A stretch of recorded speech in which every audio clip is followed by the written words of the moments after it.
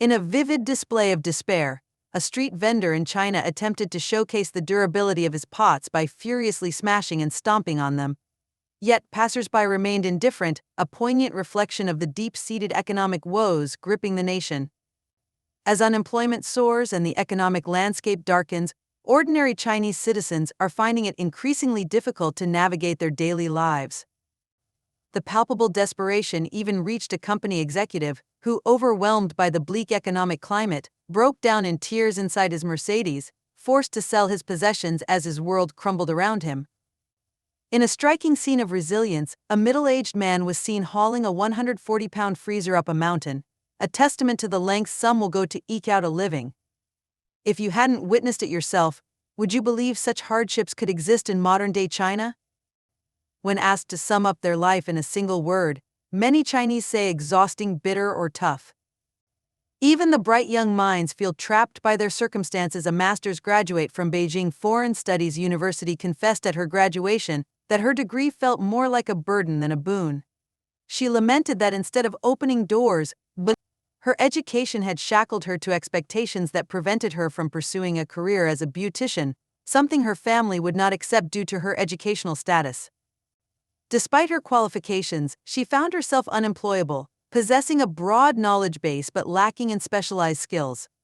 After applying to nearly 50 companies, with many internships failing to offer even minimal compensation, she questioned the systemic failures at play. This scenario underscores a broader systemic issue where even those tasked with upholding the public safety, the white guards during the pandemic, are left struggling to receive their due wages. This chronic instability paints a grim picture of a nation under duress. Companies are going under, jobs are vanishing, the stock market is tanking, and the real estate sector is in free fall, all contributing to a pervasive sense of financial insecurity.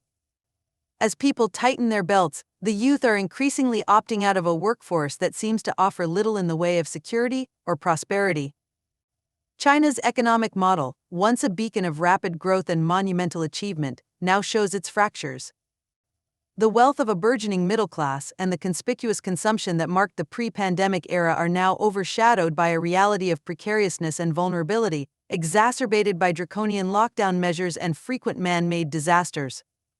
The Communist Party's rule, characterized by an unpredictable mix of authoritarianism and rapid economic maneuvers, has proven itself a double-edged sword, capable of both spectacular success and spectacular failure, leaving its people in a state of continual uncertainty about their future.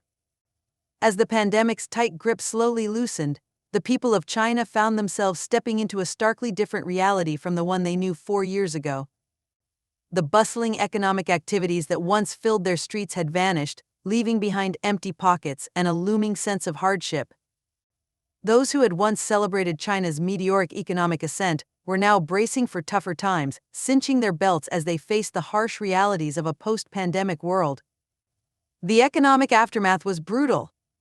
In the first half of 2022 alone, more than 3,000 factories in Dongguan halted operations. The situation worsened by 2023, with approximately 460,000 businesses shuttering, over 3 million self-employed individuals giving up their registrations, and about 3.73 million restaurants closing down permanently. The fallout was devastating. Around 200 million people found themselves jobless as youth unemployment soared to a historic 21.3% by June 2023. Even more alarming, a study by Professor Zhang Dandan of Peking University suggested that the actual unemployment rate could be as high as 46.5% if including those not seeking work or relying on familial support. The financial health of China's smaller enterprises was dire. A report from the Chinese Academy of Financial Inclusion, based on a survey of 2,349 small businesses, revealed that over a third were financially distressed, particularly in regions like Hunan and Shaanxi. These businesses faced overwhelming odds, grappling with overdue payments and severe cash flow problems, potentially triggering a domino effect of closures that could jeopardize the livelihoods of 180 million workers. As 2024 dawned, hopes for a robust recovery dimmed. Consumer confidence waned, leading to the closure of 460,000 restaurants in the first quarter alone, reflecting a broader trend of economic retrenchment that swept through the dining sector. Influential brands in the Chinese culinary scene, such as Tiger Attitude and Dim Sum Bureau of Momo, succumbed to financial pressures, with many shutting down or entering bankruptcy. The economic strain reached all corners of the workforce.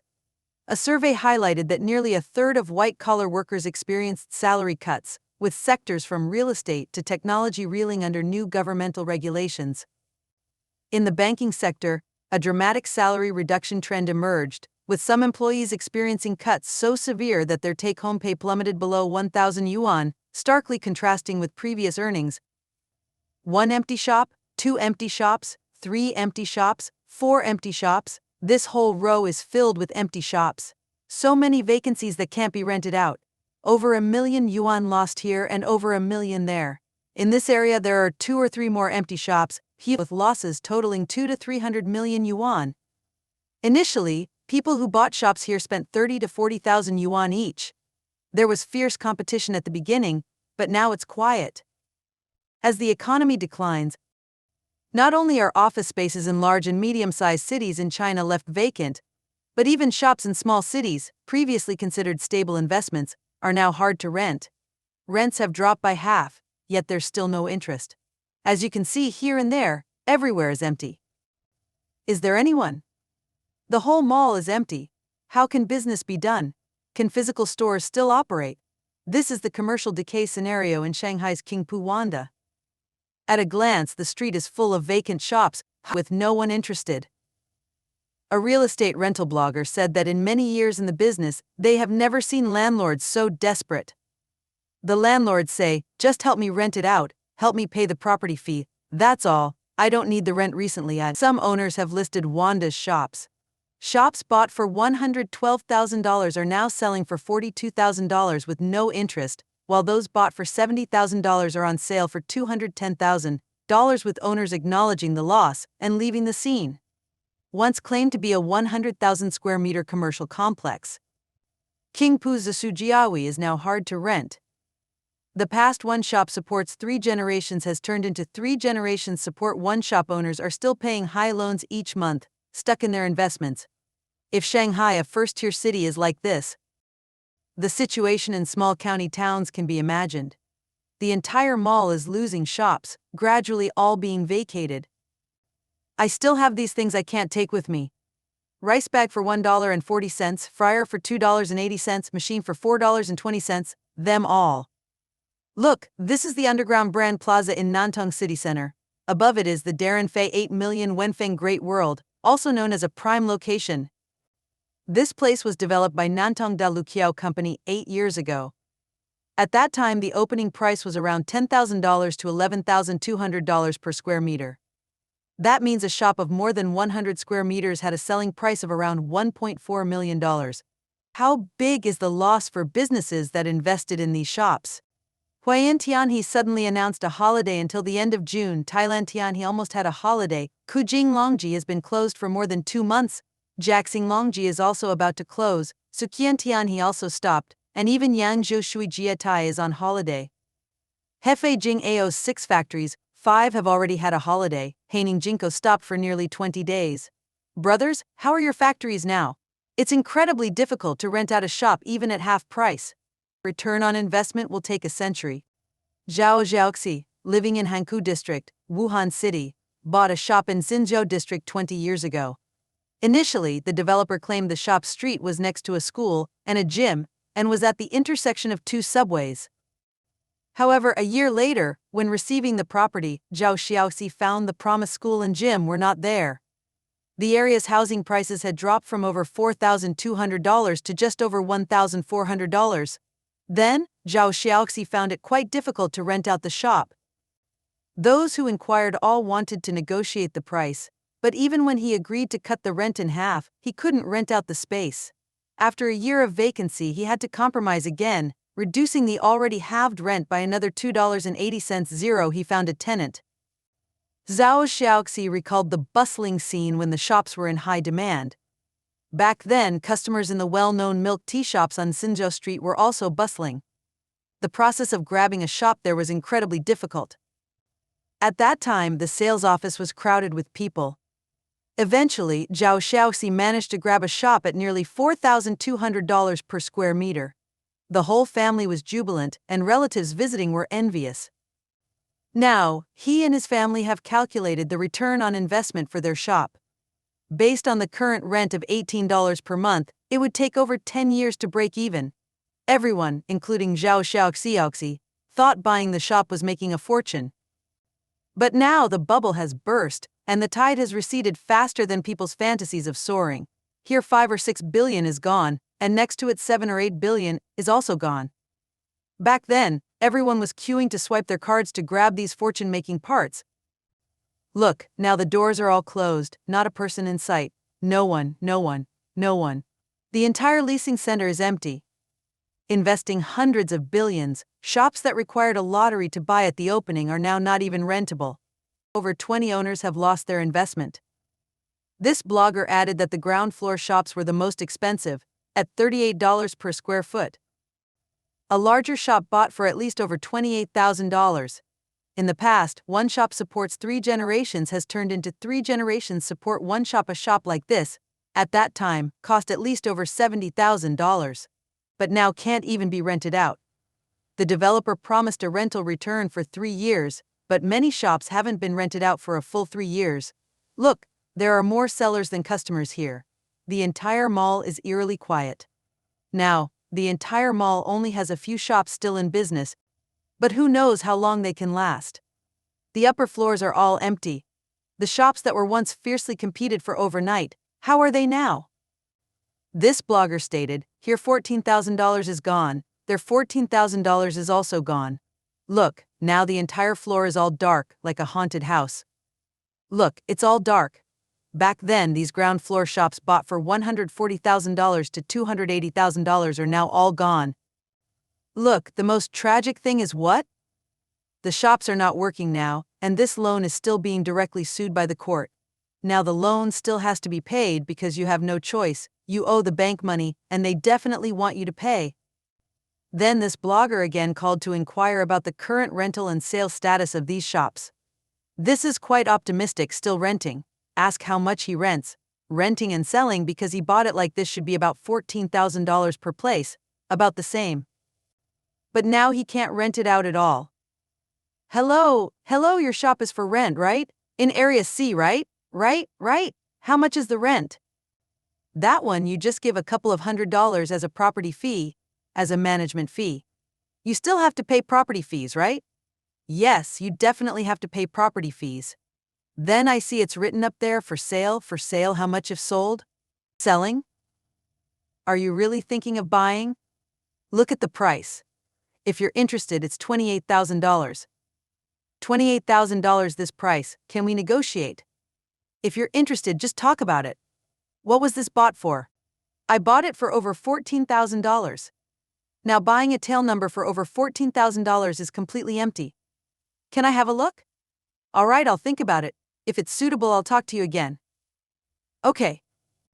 This blogger also mentioned, look, these he bought for over $14,000 back then. Now, not to mention $28,000, I think $14,000, $11,200 he should want to sell because he's put it here.